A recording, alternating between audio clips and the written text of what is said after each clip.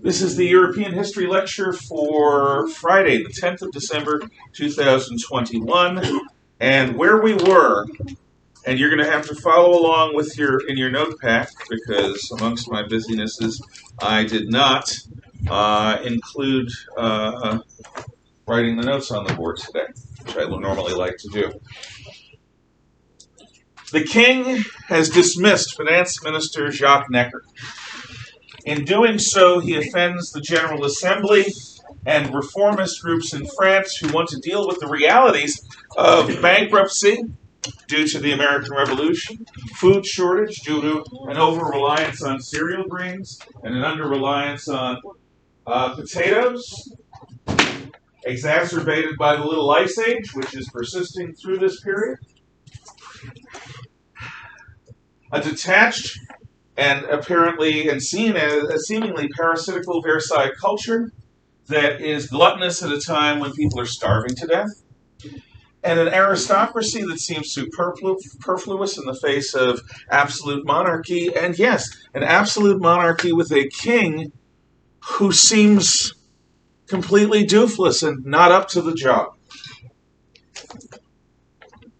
The États Généraux convention and the appointment of Jacques Necker seem to be the only reasonable responses to this to so many Frenchmen. And Necker is dismissed, and l'État Général is dismissed also. The king says, "Thank you for your service, go home, we don't need you anymore." While the clergy and the aristocrats, for the most part, go home, the members of the Third Estate, who represent commoners, do not.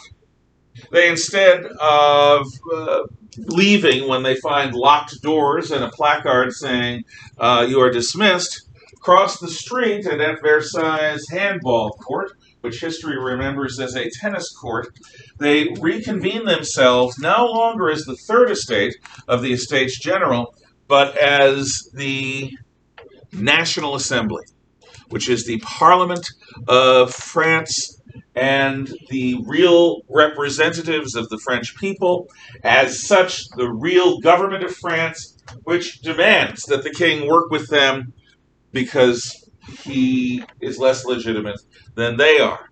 They say, in so many words, we're not going anywhere until these demands our demand that the king work with us in partnership is met. And even then, they're not going anywhere. Many radicals in Paris, and many people who have been engaged in food riots in Paris, are thrilled by this, and they see the opportunity to change their lot. But the king's response is disturbing.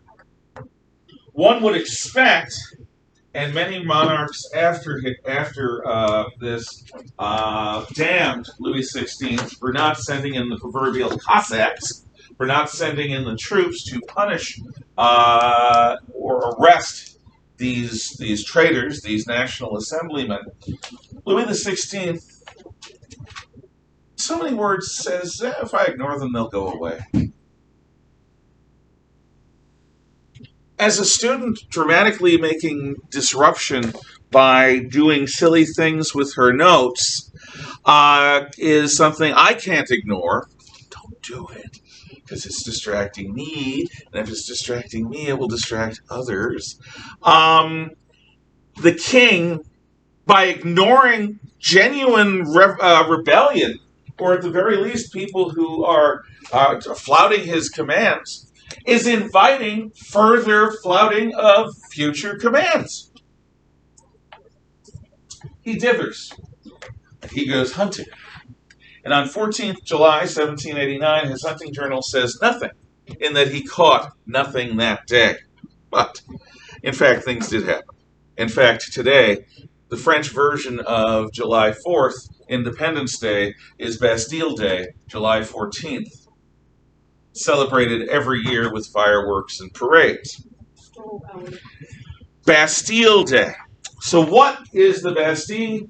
The Bastille is a prison armory, an old castle in the heart of Paris that is seen as the hated symbol of the ancien regime, of the old regime.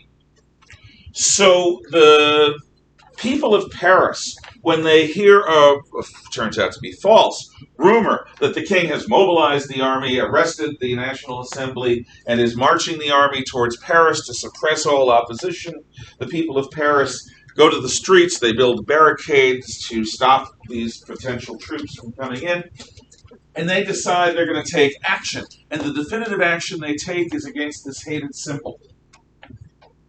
I hate to equate the two, but I remember one of the most wonderful experiences I ever had was in December of 1989, mere 6 months after Tiananmen Square. The hated symbol of communism came down in the city of Berlin. The German people tore down with their bare hands and with sledgehammers the Berlin Wall, which was a slaughter zone where East Germans and others who tried to flee from communism to freedom were murdered by East German state police, or Stasi. That was a wonderful day.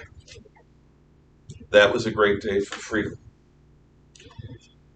And this is how many Frenchmen see the storming of the Bastille. Now, when they arrive at the Bastille, and it's Bastille in French, Bastille in English, they pound on the door and say, let us in, we are the people, we want to free the prisoners and have the weapons. And the commandant of the Bastille says, no, which is no in French. See, no, no, no. I work for the king. The king has given no such command. As much as I may want to respect the will of the people, I am unable to comply with your order, your demand. Petition the king. The crowd goes nuts. And they rip through the castle doors and storm the prison,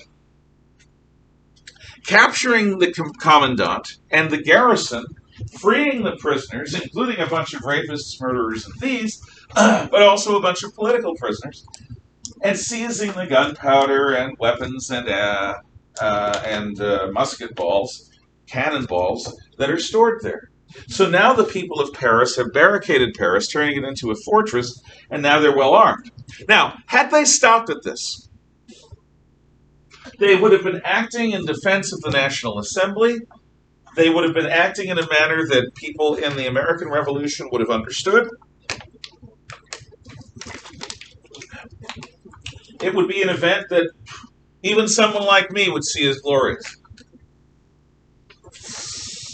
But they didn't stop at this, because it was the first appearance of what will later be known as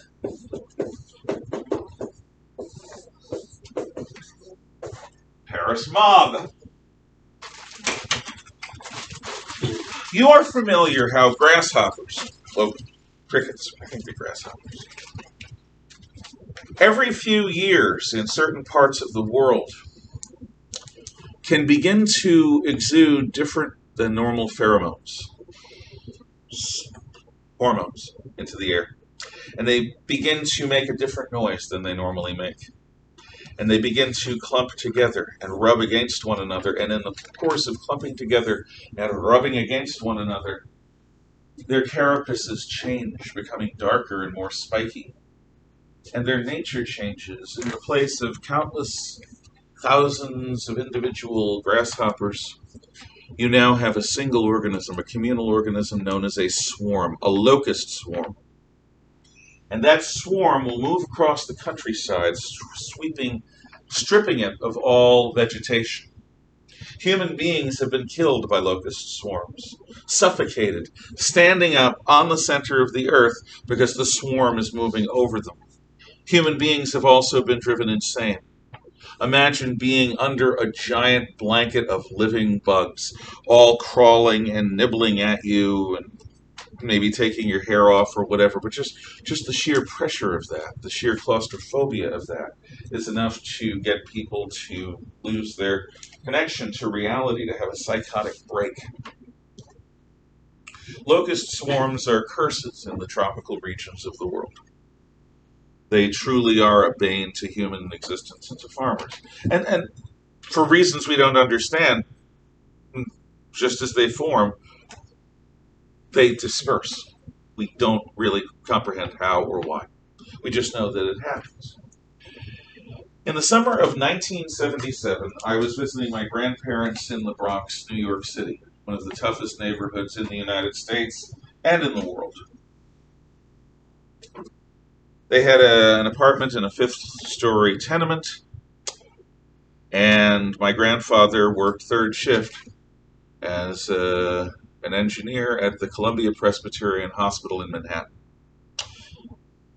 So he left around 9:30 or so, 9:45, to go down to the bus stop, which we could see from our window. And he was picked up on the bus, and he had a commute. He'd get there in time. I was watching a Yankee game. At the time, I was very fascinated by New York Yankees baseball. I still like the Yankees, but I'm no longer as fascinated by baseball as I used to be. And then, just after my grandfather's bus left, New York went dark. A thunderstorm upstate had destabilized the power grid. The people who run the power grid will be the first to admit the electrical power grid is something that we all depend on, and it's something that we all use, but we don't really understand it, not theoretically. The power grid is something that exists moment by moment, and the people who run it have to anticipate increases in need and decreases in need based on models and based on past experience. The lightning strikes that caused damage to the power grid caused a number of panic reactions, which ended up causing New York City to go completely black. Now, a blackout had occurred about a month before I was born in November of 1965. 9 months later, huge numbers of babies were born. New York in 1965 was still a reasonably genteel place, even in bad neighborhoods. And it's cold outside, and, you're with your loved ones, and you do some loving. That produces lots of babies. That is the way it was. It was the happy blackout of 1965.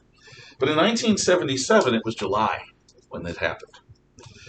And New York City in July is a stinking hot tropical hellhole. The city seems to amplify the ambient heat. And the humidity is awful. And most people did not have air conditioning in 1977. Anyone who works police in a big city that has summers that are hot know that there are 2 times to watch out for civil unrest and for high crime. One is during full moons. Every full moon, crime spikes. Don't ask me why, but there's a reason why we call insanity lunacy. Okay? There just is. So the other is in the high summer when it's stinking hot and humid, and it's been stinking hot and humid for a while. People's nerves fray, and that's what it was like. It had been stinking hot and humid for weeks, and then the power goes out, and I saw with my own eyes human beings across the Cross Bronx Expressway, which is a big trench where we were in the Bronx, on the other side of a bridge, gathering at a parking lot at a small sort of mini mall of stores. And at first they were people talking, it's blackout, you go outside, you check in with your neighbors, you make sure everything's okay. But that isn't what these people are doing. I saw them change, and I cannot describe the change to you. I can only tell you that it was palpable, and it was self-evident. And then they broke the windows of the stores, and they started looting them. In fact, all over New York City, looting began in earnest. If you look up on YouTube, New York Blackout 1977 or Blackout Riots 1977, you will see scores of people running down the center of the street holding televisions and air conditioners, wheeling carts filled with stolen goods, shouting, "It's Christmas Day for the poor." Law and order broke down. In our building, we gathered baseball bats and whatever we could to defend it, but it was a poor Irish tenement that had nothing anyone would want. The rioting and the looting went on all night. Human beings in a mob do things that they never would do as individuals. The next morning, power came back on as dawn, as light became full. The police restored order, and the city looked at itself in shock, horror, and shame. And it had every reason to. Unlike the nice blackout of 1965, New York City's angry, dark heart was exposed for the entire world to see. I will never forget that. I hate mobs. I have a visceral hate for them. I don't care in what cause they serve. Here's what happens after the Bastille is seized. The crowd is furious at the commandant for having refused them. So the crowd takes the commandant outside, rips his head from his body, sticks it on a pike, and with the heads of the other guards that stayed loyal to the commandant, they have a parade, a pike parade, dancing down the streets with the severed heads of their enemies, sprinkling blood as if this was a baptism of revolution. This went on all night. Now, that's a mob. That happened. The National Assembly hears about all of this.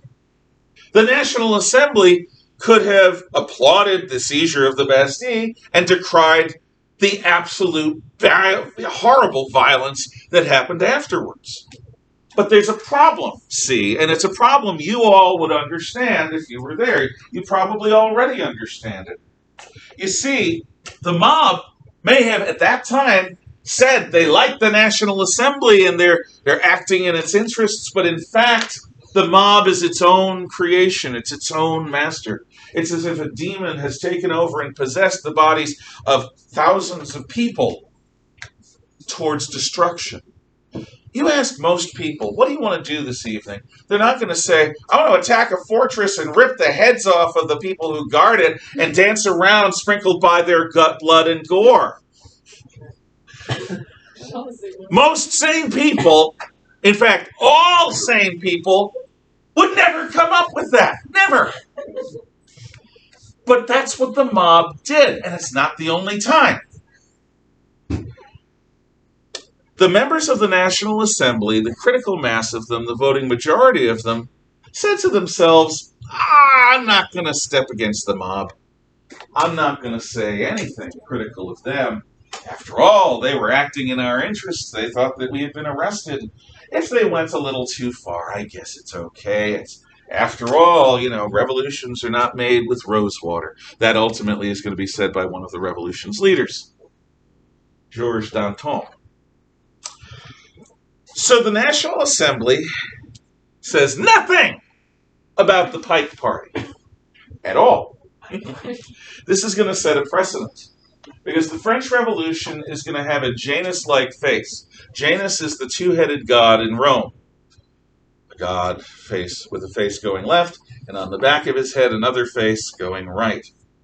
Speaking about the dual nature of man, the duality of man, we are angels and demons together in this weird mix. Human beings are capable of the most wonderful things, gracious and glorious things, merciful and compassionate things, and yet we're also capable of ripping off the heads of our enemies. I don't mean cutting off, I mean ripping off, and sticking them on pikes and dancing around. So the French Revolution is going to have this Janus-like duality that is going to plague it from beginning to end. And it's nothing like this happened in the American Revolution. How do you just rip somebody's head off? You get enough people and you get the proper leverage, and maybe you do some cutting, but the primary force is pull. And it just Haley, I've never done it. Okay, I am observing it. It happened. They did not have axes or guillotines. They just did it with knives and will. I thought you said they didn't cut. There was a little cutting. You need a little cutting to get things started. In any event, you're picturing this way too much. So, with the storming of the Bastille, the revolution has begun. And over the next couple of weeks, and this is also something that was repeated in Berlin, 1989, early 1990, over the next few weeks, the Bastille was disassembled stone by stone. until nothing remained, just as the Berlin Wall was. Okay, revolutionary France. Item I is in India. Okay, the ideals of the revolution, the nice face of the revolution, the happy face of Janus, or Janus. Liberté, égalité, fraternité, liberty, equality, brotherhood. This is what the revolutionaries say they're after. Liberty, the ability to make the important choices in our lives without undue interference from government. That's liberty, the ability to make important choices in our lives without reference to government. Égalité, equality. Now, the French start out with a concept of equality very typical of America. Equality does not mean equality of result, what today woke people call equity. No, that's communism. Equality of opportunity is what the revolution starts talking about. What that means is we're all judged by the same standards. You could be rich or poor. You could come from an aristocratic family or a street family, or no family. You could be an orphan. What you say and what you do is what you will be judged by. What you say or do, your actions, not who your father was. So, equality under the law. Liberté, égalité, fraternité. Brotherhood. The notion that we are strangers must be replaced by the notion that we are brothers and sisters. And that notion that we are brothers and sisters is going to supposedly and hopefully permeate everything the revolution does. Now, this is all codified in the Declaration of the Rights of Man and Citizen as promulgated in August of 1789. So soon after the Bastille, soon after the National Assembly seizes power, soon after the king is relegated and being relegated to irrelevance, the National Assembly promulgates the Declaration of the Rights of Man and Citizen. And there are some wonderful things in it. People are not to be judged on the basis of hierarchy or status. In fact, there is to be no hierarchy or status except what one earns personally. You can earn the respect of people, but you cannot demand that because your father earned respect that you are due that same respect. Crimes should be those things that affect and harm the people around you. You should be allowed to do anything that does not cause harm to those people around you. So laws are going to be remade on the basis of, do they harm someone? And if you can't assert that a law is about protecting others from harm, you should be allowed to do it, whatever it is. Standards of evidence. It's an ideal system of liberal government. But France, unlike the United States, has a peasantry. France, unlike the United States, has a proletariat, an urban poor that is entrenched. France, unlike the United States, has an aristocracy and a king and a powerful church. So the revolutionaries feel the need to destroy the old institutions, the ancien régime, as they call it, and to elevate those people and groups that have heretofore been at the bottom.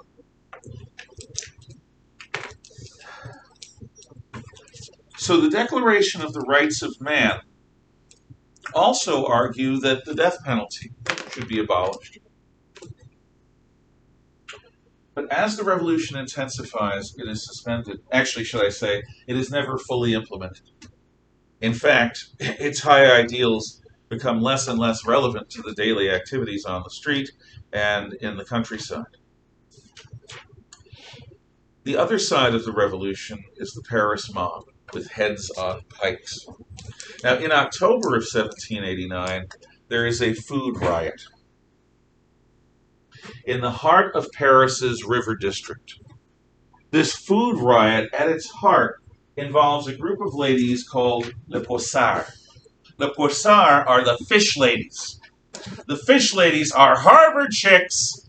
They are women who work in the fish markets of Paris. gutting fish with knives and skinning them and chopping through them. These are women with calluses and muscles that make my muscles look puny. They have children in a bit that are starving, and it occurs to them, you know who's going to have food? That horrible German queen, that pipsqueak, Marie Antoinette. Let's get her food!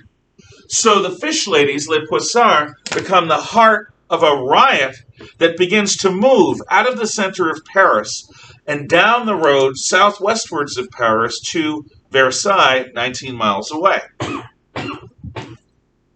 The sound of this mob, and the fish ladies are joined by lots of other people. The sound of this mob can be heard from miles away. Yes? Oh, when I was in Florida, they had, like, along Harbor Walk, they had a bunch of, like, stations where you could bring the fish that you, like, caught, and you put them on there, and some guy would chop its head off, and, like, that's neat. Get it for you. That's very nice. Yeah. Did you tip them? Did you tip them? I didn't do that because we didn't go fishing. Okay. And it smelled disgusting. And they would throw the because parts in the water, and the birds would unless you prepare them or unless they're still alive, fish don't smell good. Yeah, like, no, it's true. Pelicans would like sit on the boats waiting of course. for somebody to throw it. That's what seagulls are. Seagulls are rats with wings. No, if seagulls are, and I lived in coastal Maine, I can tell you, seagulls follow fishing ships because they know they're going to get fed in one way or another. So the mob is heading towards Versailles. Now, Versailles is sort of like a ghost town. Since the July 14th seizure of the Bastille, the National Assembly has run things from there. But they've moved to Paris. A lot of the royal servants have filtered away because they're probably not going to get paid or because they're afraid. A lot of the troops that had been guarding the king and the queen and their family have moved away because they're not getting paid and because they're afraid. But as the sound of this mob becomes apparent to those people inside Versailles, most of the people who are left, servants, soldiers, courtiers, they're gone. Because they know, they at least suspect, that nothing good is going to come from a ravening mob approaching the national palace. The king stays. Because maybe he can't figure out that he could go to England or something. Now, the king stays. And if the king stays, the queen stays. And if the queen stays, the children stay. And the loyal servants, the loyalist servants of the king and queen stay. They all stay. The mob arrives, breaks through the gates. And at this point, the person of the queen has become the heart of the mob's attention. These women are storming through the palace, ripping things apart. If I find that queen, I'm going to rip off a leg and I'm going to eat it. Oh, you think you're going to eat it? I'm going to rip her arms off. I'm going to rip her ears off. I'm going to eat her eyeballs. I mean, they say these things, and they're just shouting them at the top of their lungs, like, ah! It's ravening them up. Now, there is, as the mob approaches, I told this slightly out of order, an apocryphal story that's printed by one of the worst demagogues of the Revolution, Jean-Paul Marat, in his book L'Ami du Peuple, the friend of the people. The story is that Marie Antoinette hears the crowd and says, "What's that?" And then somebody answers her, one of her servants, "The peasants are revolting." And she says, "Of course they're revolting, they're filthy." But then it goes on. Why are they revolting? What are they angry about? They're starving. They want bread. And she is supposed to have said, well, if they don't have bread, let them eat cake. Now, this is supposedly because the woman is such a dingbat and so out of touch with reality that she does not comprehend that people who are starving and don't have bread also don't have cake. Stupid! But she never said it. It's incredibly unlikely that she said it. It was a calumny promulgated by a revolutionary newspaper man who wanted to make her look terrible. In the movie Peabody and Sherman, all these people were running into the palace, and she's like, "Let them eat cake," and then they're like all stabbing each other. It's pretty funny. Well, it's the stabbing that's the reality. Yeah. Okay. Marie Antoinette ends up hiding under her husband's bed. Children are there too. They're in the king's chambers. And the mob breaks in, and there's this moment of silence where the mob stops. They're actually there. The king is there. The queen is out of sight, but it's obvious she's there. The top of her hairdo is apparent. And instead of ripping the queen limb from limb and eating her in a cannibalistic orgy of retribution, people in the crowd begin to say, you don't mind if we take some of your stuff, do you? And the king says, oh, no. People are starving. Take as much as you want. You really shouldn't be so far away from your people, should you? And the king says, what if I came to Paris with you? And the people said, oh, yeah, that's a good idea. You should come to Paris with us. Pack.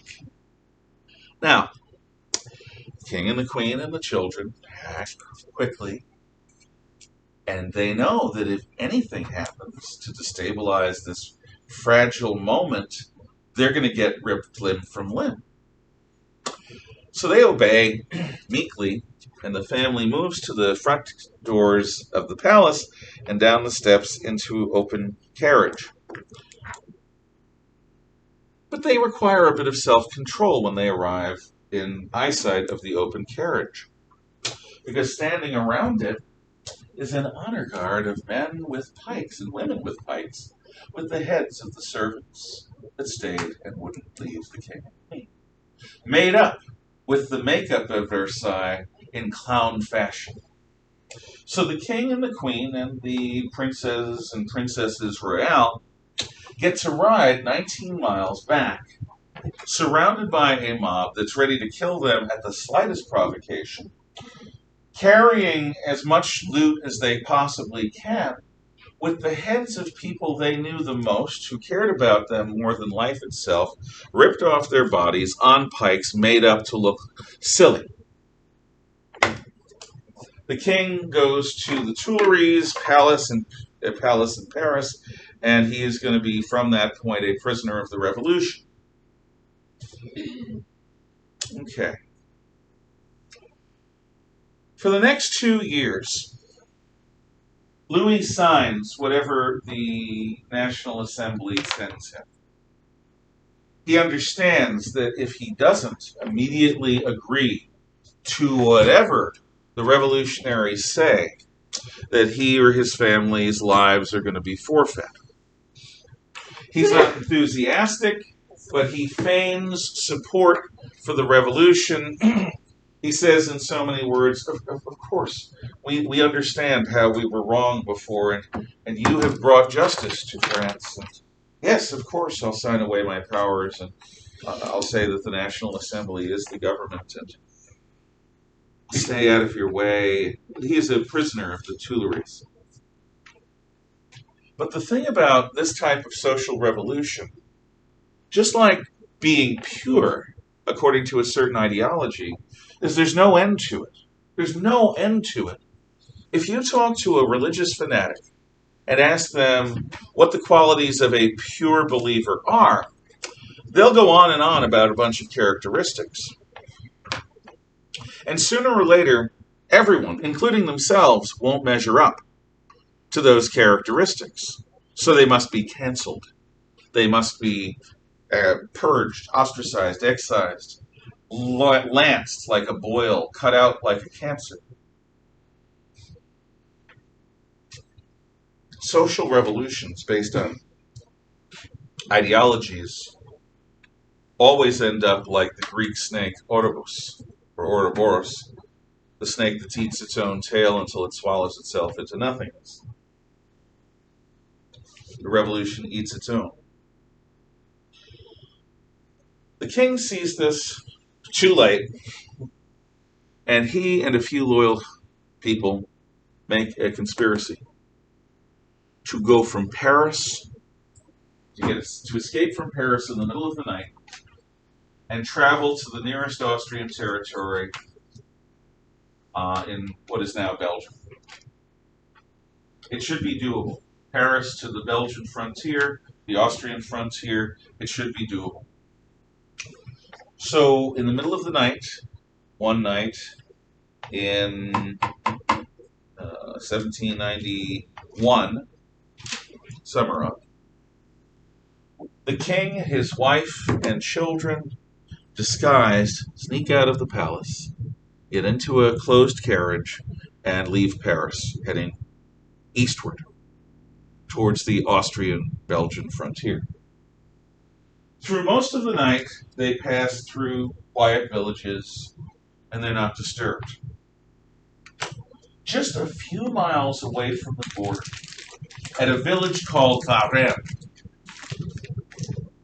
a group of Revolutionary Guards is holding a crossroads. The carriage is stopped.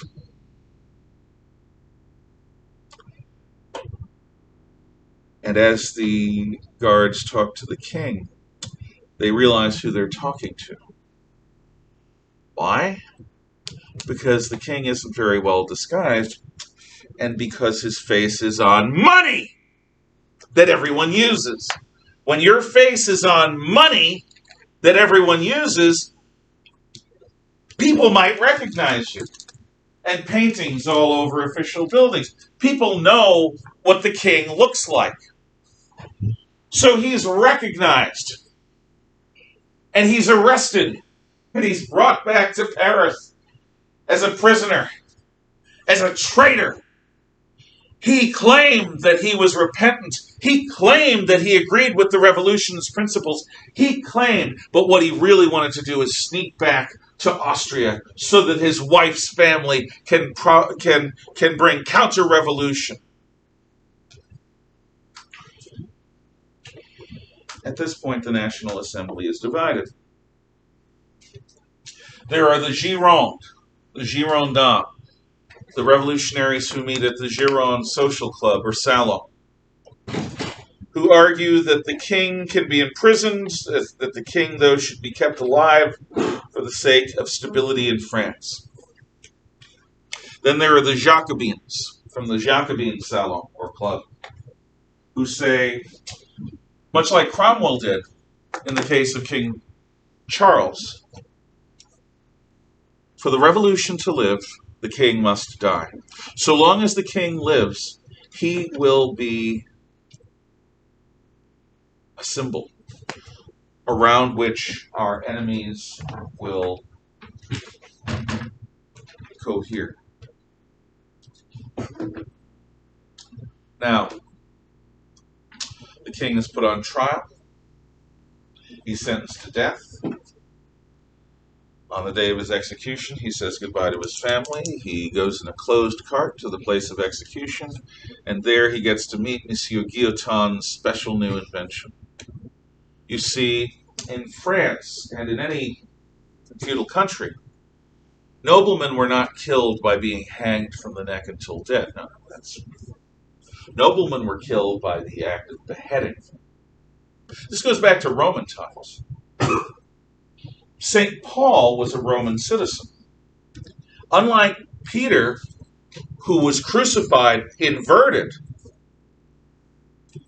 after the fire of Rome that Nero blamed on the Christians, Paul, because he possesses Roman citizenship, is beheaded, which is a much quicker death.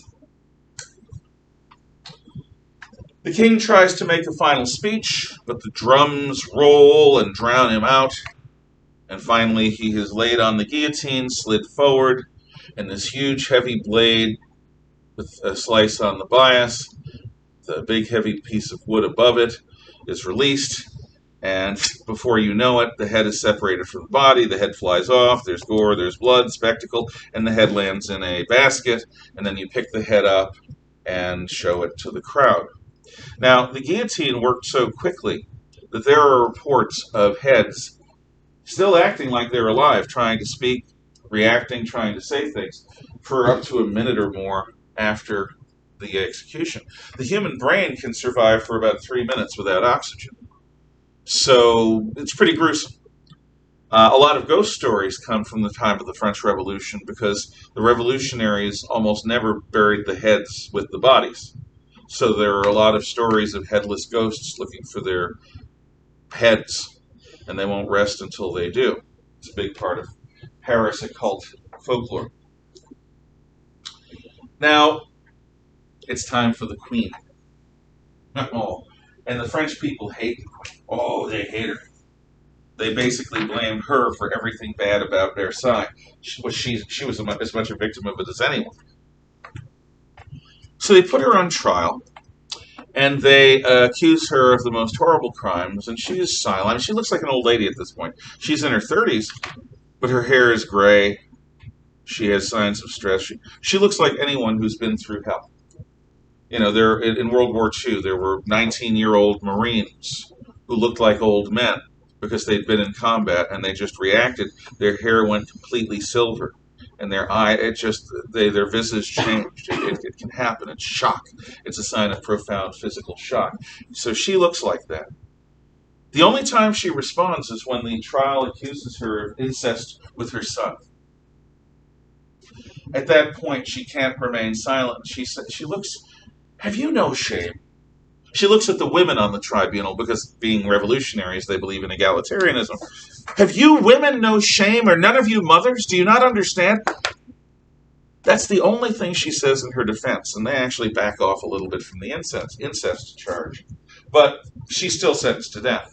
But unlike her husband, she's brought to the place of execution in an open cart. Anyone who wants to, who's Parisian, can spit at her, or throw rocks at her, or throw fruit at her. She has to endure this abuse, strapped to a pole, riding through the streets of Paris. And when she arrives at the place of execution, again, she is beheaded and gone. Now we come to the fate of the Dauphin, the crown prince. The crown prince of France, the son, the future king, is a problem for the revolution just as the old king was. But you can't really say that he's guilty of anything. He's still basically just a kid. So the revolutionaries gave him to the criminals of Paris. They gave him to people that you wouldn't want anyone to be in their hands. And these criminals treated him like scum for the fun of it for about 2 years before he died of abuse and neglect. And this was done to make him pay for the crime of being born royal. Before he died, he knew that he was the lowest of the low. That's what they did to him, a child. So, the royals are dead. And I guess what we'll do is we'll leave the story of the revolution there. Any questions, comments, or thoughts?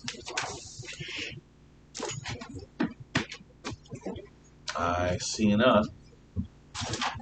Next week, I would expect a unit exam on Friday. Unit exam 2 will be done by the end of next week. It will either start on Thursday or it will be on Friday. So expect to be tested on everything that we have done from the Treaty of Westphalia in the beginning of Unit 2, which is the story of China and the West, absolutism, all the way up to the defeat of Napoleon at the end of the Napoleonic Wars. If I were you, I would study. Thank you. You may talk among yourselves.